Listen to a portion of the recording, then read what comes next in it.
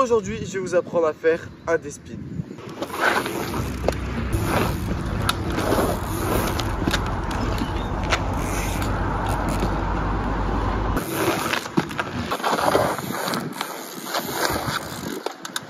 Bon, du coup les gars, passez pour la première étape, comment faire un D-spin. Alors vous avez vu un petit peu comment ça se fait. C'est une figure qui est un petit peu compliquée, on va dire, au début. Et après, bah, ça va, ça se fait tranquille. Donc c'est parti pour la première étape. Je vais vous expliquer tout ça et on est go. Bon, alors du coup, première étape, déjà il faut savoir lever. Alors qu'est-ce qu'il faut pour savoir lever? Déjà il vous faut un bon vélo. Donc moi j'ai un vélo, bon vous connaissez maintenant, de la marque Collective Bike C100. C'est un C100 de chez Collective Bike. Qu'il faut impérativement avoir, qui marche très bien, c'est le frein. Il faut qu'il marche vraiment bien. Les voitures, il y a des voitures qui passent. Il y a 15 voitures qui passent gros, en même temps. Je vais péter mon câble. C'est bon? Oh non, encore une voiture. Allez, c'est bon. Du coup, je disais, il vous faut un bon frein. Et le frein, c'est la chose la plus importante qu'il vous faut sur un vélo. Il y a encore une voiture qui passe. J'ai envie de péter mon crâne. Donc je disais, le frein c'est la chose la plus importante qu'il vous faut sur le vélo. C'est-à-dire qu'il faut que ça freine bien. Il faut vraiment que pour un wheeling, votre frein soit parfait, que le disque soit bien serré. Bon, là c'est pas le cas, que le frein soit bien purgé, tout. Franchement, c'est la chose la plus importante qu'il vous faut pour un bon wheeling. Après, ce qu'il vous faut, c'est un vélo qui est assez réactif, parce que pour les D-spins, ça serait beaucoup mieux. Donc pour ça, vous avez des roues... Ah! Voiture de merde!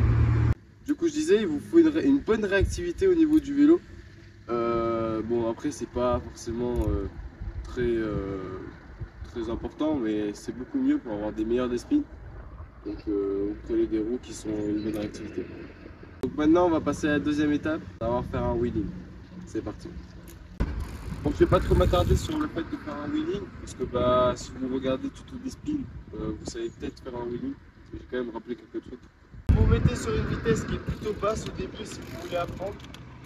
Donc vous êtes sur une vitesse plutôt basse, vous vous entraînez à faire le frein, comme ça, vous mettez un coup de pédale, on tire sur le frein.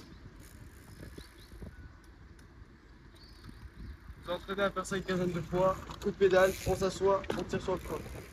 Le coup de pédale, c'est très important, le fait de la jambe la plus forte. C'est-à-dire que vous mettez une mini impulsion avec votre jambe gauche, si vous êtes droitier, avec votre jambe gauche, et après vous tirez avec le pied droit, la jambe droite. Je vais vous faire un ralenti et un zoom sur les jambes, vous allez voir. Je pousse un peu sur ma jambe gauche et sur la jambe droite, je fais un grand coup, et après je gère avec le frein. Jambe gauche, je tire avec le pied droit et j'appuie sur le frein jusqu'à retomber. Vous faites ça quelques fois, hop là, on tire, on freine. Donc voilà, si vous voulez voir, il y a une vidéo entière, complète, de comment on fait un wheeling sur ma chaîne YouTube. Donc n'hésitez pas à aller la voir si vous êtes encore à cette étape. Donc maintenant on va passer à l'étape la plus importante, celle du D-spin. Donc c'est parti, je vais vous montrer comment on fait un D-spin et on est go. Donc pour faire un D-spin, au début, vous voyez, votre vitesse pour lever, vous allez la baisser, pour que ce soit encore plus bas. Donc on descend, hop, voilà, à peu près comme ça. Donc vous voyez que c'est mou, un peu, mais pas trop non plus, donc c'est un peu mou. Voilà. Vous savez que quand vous allez lever, ça va être mou, mais que c'est quand même pédalable. Donc du coup, vous pédalez un petit peu, comme ça. Si vous voulez vous entraîner, avant de faire des spins, il faut s'entraîner à peut-être faire des circles. Donc ça veut dire qu'apprendre à lever, c'est aussi, je vous ferai un petit tuto sur ça, pour faire des circles, pour après comment apprendre à swerve. Donc voilà. Donc, ce qu'on fait, c'est on apprend à faire circle. Donc, circle, c'est quoi? On lève et on tourne en même temps et on fait un peu des ronds, on va dire. Parce que ça va être bien important pour faire des spins. Donc, on fait des ronds pour savoir l'équilibre du vélo parce que c'est pas du tout le même qu'en wheeling quand on est du droit. Donc, ça dépend aussi de si vous êtes droitier ou gaucher. Si vous êtes droitier, ben vous tournez du sens contraire de l'aiguille d'une montre. ça sera plus simple parce que ça va être cette jambe là qui va frotter au sol. Et si vous êtes gaucher, il y en a comme Isma qui tourne de l'autre côté, côté droite, et qui touche avec le côté droit. Donc voilà, mais pourtant ils prennent du côté droit. Enfin, faut pas comprendre, mais bon voilà. Donc, comme je disais, on fait des cercles comme ceci. Après ce qu'on fait, quand on pense qu'on a la bonne vitesse, on va commencer à poser le pied pour faire frotter.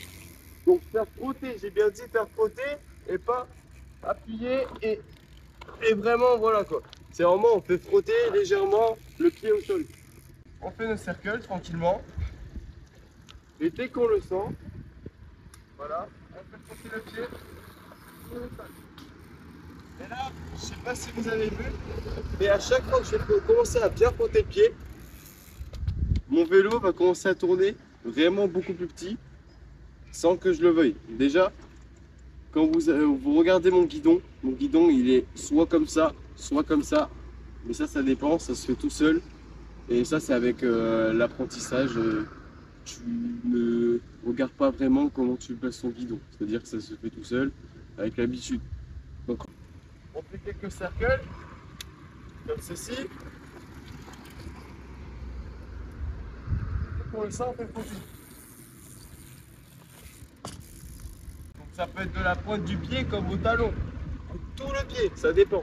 Moi je vous conseille tout le pied au début, et après si vous êtes un peu plus fort, de faire avec la pointe du pied. Comme ça après, pour la prochaine étape, vous allez comprendre pourquoi je dis la pointe des pieds. Ça sera un petit peu plus rapide. On fait frotter, on fait ça quelques fois, et là on va passer à la troisième ou quatrième étape, je sais plus. Ok, pour la prochaine étape, c'est simple. Il faudra juste donner une petite impulsion avec le pied, donc celui qui est au sol, contre le sol. C'est-à-dire on tourne, tac, en faisant frotter. Et là, on va pousser avec le pied gauche. On frotte. Et là, hop, on va donner une impulsion. Et en gros, en donnant une impulsion, notre vélo et nous, on va tourner avec. Et c'est à ce moment-là que quand on donne une impulsion, on va garder un peu plus d'équilibre et on va remettre le pied sur la pédale. Et dès qu'on a remis le pied sur la pédale, on continue à pédaler et ça fera un despi. Je vais vous montrer ça tout de suite. On s'entraîne, on fait quelques petits cercles comme ça, on fait frotter, on remet le pied sur la pédale et on pédale. Voilà, quelques cercles, on cherche l'équilibre, on fait frotter, hop, on met une impulsion, on remet le pied sur la pédale.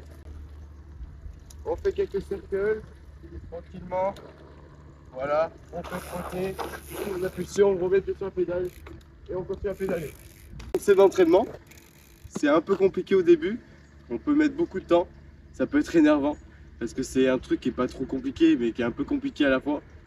Donc ça peut être énervant, surtout le moment là où on doit reprendre les pédales. Alors ça, j'ai galéré de fou furieux. Vous pouvez demander à RDZ, c'était vraiment chiant. Je empruntais son vélo pour y arriver. Donc voilà, les cercles, on frotte, on met une impulsion, on repart. Et quand vous avez compris, vous mettez une grosse impulsion, vous allez tourner en même temps et vous allez avoir le timing avec les pédales.